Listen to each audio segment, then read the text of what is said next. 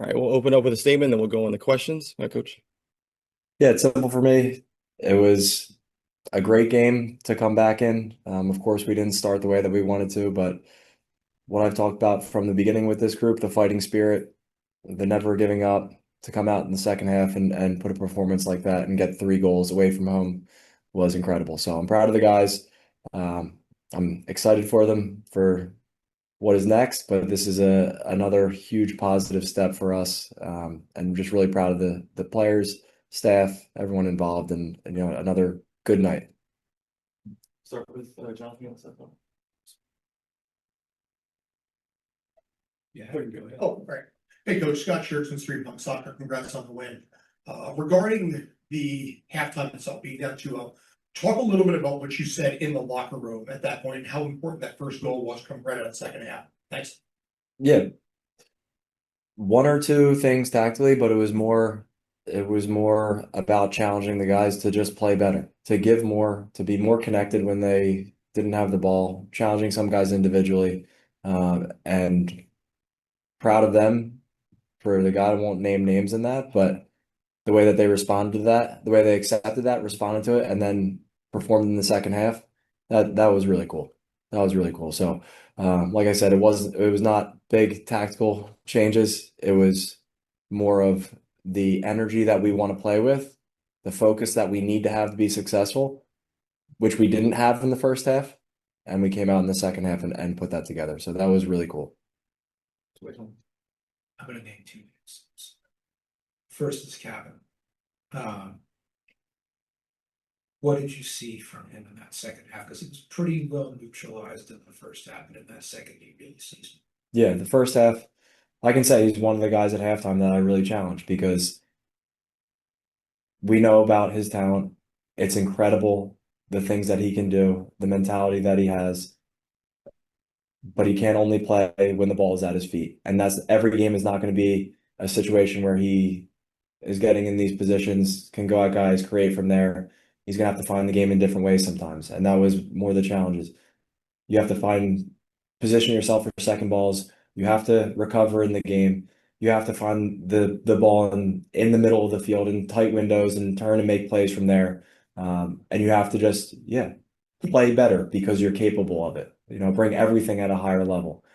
And he's the guy that, for a young man, that he can accept this in the moment, take it, and then put together what he did in the second half, and then have the unselfish play that he made on the goal, on Bruno's first goal. That's what makes him different. That's what makes him different is this maturity and this mentality. And again, like I said, with a lot of the guys, I'm proud of them, but really proud of the way that he responded to what I think was not his best first half. Oscar Bruno also. I'm sure some fans probably held their breath on the first one when they see him so wide open. Have you seen something unlock in him in the last few days? Finally, he might now be, in a better place. Yeah, it's when you score a goal, for him the run that he was in prior to scoring in Leagues Cup, you could feel the weight come off him in that moment. And tonight's like his goal against Necaxa, tonight was 2 strikers' goals. Run to the right spot, be available for your teammate, one touch finish, bang, easy business. And then the work that he does outside of that, like I say, that always makes the team better. But his job is to put the ball in the back of the net, and to see him, do that twice tonight in a big moment, it was really good. One more about Kevin. To see him lead this team over to our Miami away fans that were up there, the dozen or whatever, but to see him lead the team over with so much enthusiasm. It's a little more spotlight when he plays in this game because it's New York, because it's city football groups, so on and so forth. But we know that he cares so much about this club. Yeah. He does that. What's that mean to you as a Philly fan? Yeah, I honestly, you have to ask him, but I don't think that he's thinking about all of that. He's excited that the way that he responded in the second half, the goal that he made, that his team won the game. That's what's cool about him, and to stay in the moment that he's in right now and not think about all those other things. I think that's where he's at. I think that's where he's at. So I think he's more excited with his performance with the team to be able to come back and make this win, and all the other stuff. hopefully you have to ask him, but hopefully that's second. But there are a couple of things that I want to point out with that, and not about Kevin, but you feel the energy of the team in moments. The last minute of the game, Stanley wins a throw in by bodying a guy off the ball, and they celebrate that like they scored a goal. Neil bodies the guy off, lets the ball run out for a throw, and the team celebrates like that, like they scored a goal themselves. And like this energy, it makes the difference. It makes the difference. I feel like we are a real team, and everyone's pulling in the same direction. And I believe strongly that that's the most important piece. For a quick run from you, got two and a half or whatever it is now days until your next game. How much is work and how much is rest? For the coach and the coaches, a lot of work. For the players, a lot of recovery. Thanks. Holden Village, 88.7 FM WRHU. Could you talk a little bit about the importance of Philly's academy, especially in producing Sullivan brothers in particular, both got assists today, and how it's sort of driven this team forward, not just now, but also in the past? Yeah, I can go through the guys on the field today. Nathan Harrell, Neil Pierre, Frankie Westfield, Kevin Sullivan, Quinn Sullivan. I don't think I missed anybody else, but there aren't many teams in MLS that are bringing guys through the academy to a point where they're affecting first team games and starting first team games like that. There's teams that are doing a great job and academies that are doing a great job to get guys into the first team, but to have so many at the same time, still at young ages, and able to compete and win games, I think that's something really special. And it's, the commitment from ownership to have this model that we have, the hard work of a lot of people in the academy, and the vision of some great people that put this all in motion 15 years ago, and now you've been seeing with a lot of guys that have come through, but it's more and more. And for me as a Philly guy, and as a fan of American soccer, you love to see this piece. You love to see the young players coming through, the young American guys, the Philly guys coming through and succeeding and thriving at this level. That's fun to be a part of. One more? Yeah, if you don't mind, yeah. Go ahead. So in this case, one quick question in this. When you took over, your team had 1 win, now you're at 5. What is the mindset of the players themselves from when you took over day 1 versus now? You have to ask them that, but I know what my mindset is, and the one that I ask them to approach this with. And we have to be competitive every single day. We never quit in games. We attack every game going to win. And all of my decisions are going to be based on that. And I ask them, you can be mad at me, no problem. But I promise you, like, I will always take the decision of what's best for the team and what leads us to win, because that's what we're trying to do. And I hope they feel that energy from myself and from the coaching staff. But you have to ask them exactly what has changed, because when we came in, we didn't focus on changing anything. We focused on doing the things the way we think it should be done, and approaching every day like that and taking it one day at a time. All right, Nico, we can go over to the Zoom. All right, Joe Tanzi. Hey, Ryan. Hey, Joe. What'd you make of the 2 penalty calls in the first half?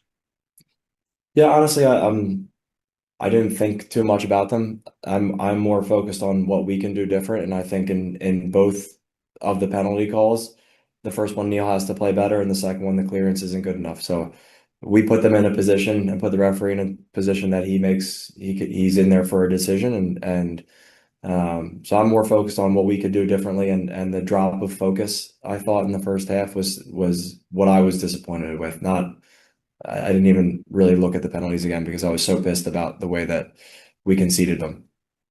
And then, I mean, you've talked so much about kind of the culture and getting everything back to where it should be over these last few weeks, but now you've got 4 wins and 4 in MLS play post World Cup. You're the only team that hasn't dropped points in a post World Cup game in MLS. I mean, could you have imagined being at this point when you took over?